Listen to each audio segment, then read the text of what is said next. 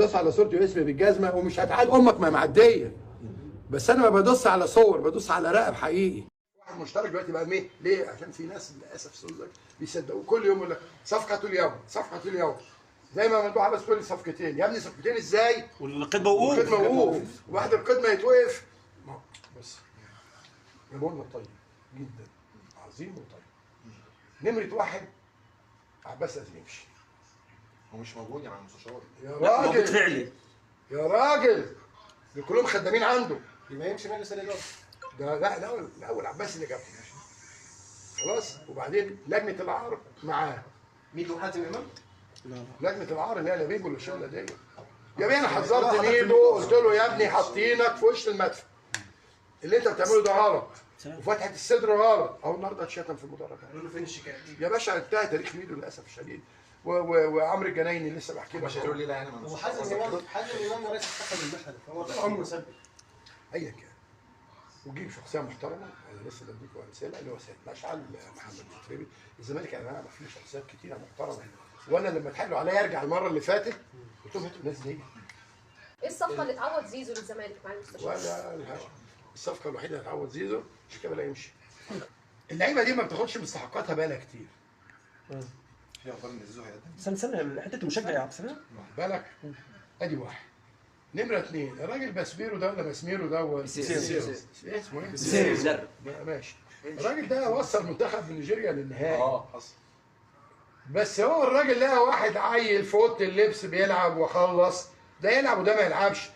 يا راجل ده عبد الواحد السيد شتم حسين السيد يستاهل يعني، وشتم احمد سليمان يستاهل. يوم يمشوه الباشا شيكا كلم انكل قال لك لا ما يمشيش.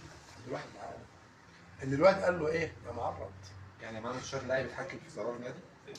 عشان ممدوح بس هو يتحكم في النادي كله. هل في سبب رئيسي لهبوط نادي الزمالك بالطريقه دي في مستوى في كل حاجه؟ ايه السبب حضرتك شايفه ايه بالظبط؟ لا هو بص يا بيه، حضرتك ما بتعرفش تسوق توك توك، اديك عربيه بتريلا. طب دلوقتي صفقه زيزو هل تستحق اللقب ده؟ طبعا هناك بالنسبه للاهلي هناك عند الاهلي صفقه قرن. لا لكن لما يكون عندك مدير كوره الجمهور يقول له يا معرض، عارفين طبعا يا معرض يعني هو يقول له انت ايه؟ انت مهزأ. ده في نادي الزمالك وقبليها بثلاث اربع اشهر محبوسين اثنين لعيبه مع مدير الكوره. ولا الثاني اللي فلت ده اللي اسمه ميلا ده اللي هو خدام شيكابالا ينط من المقصوره يضرب فرد ليه وامن ويقول لك احنا مشيناه. نلاقيه من ماتشين ثلاثه بيقول للحكم مش عارف ايه امك، قال لك مشاها كان موجود في الماتش. وصوره زيزو النهارده برضه المستشار. في النهارده مع ازاله صوره زيزو زي زميلنا بيقول حد داس برجليه عليها. يا باشا اذا كان داسوا على رئيس النادي التاريخي اللي واخد 60 بطوله على صورته واسمه وكسروا بابه، واخد بالك داس على صورتي واسمي بالجزمه ومش هتعاد امك ما معديه. بس انا ما بدوس على صور، بدوس على رقب حقيقي. مش هتعدي، انسى. انا بدوس على صور، بدوس على الرقبه نفسها. بس العامل اللي داس على صوره زيزو النهارده قال انا ما حدش قال لي اعمل كده. انا هو في من نفسه النادي بيقول لك طالما بقول لك ايه؟ اتفضل. هو كرة في زيزو بس عشان خاطر بقول لك ايه، انت مش كنت بتسجل من شويه؟ اقعد اقعد. يعمل كده من غير يطلع يجيب سلم ويطلع يجيب الصوره عشان هو وزمايله يدوسوا عليها يوسف الجزم ورحمه امي يا حسين يا لبيب. انت وكل اللي قال اللي معاك دول ومعاكم عباس اللي خرب النادي عشريه سودا. ها لو ما مشيتوا انا هاجي امشيكوا انا واعضاء الجمعيه العموميه. ممدوح عباس غور عن نادي الزمالك.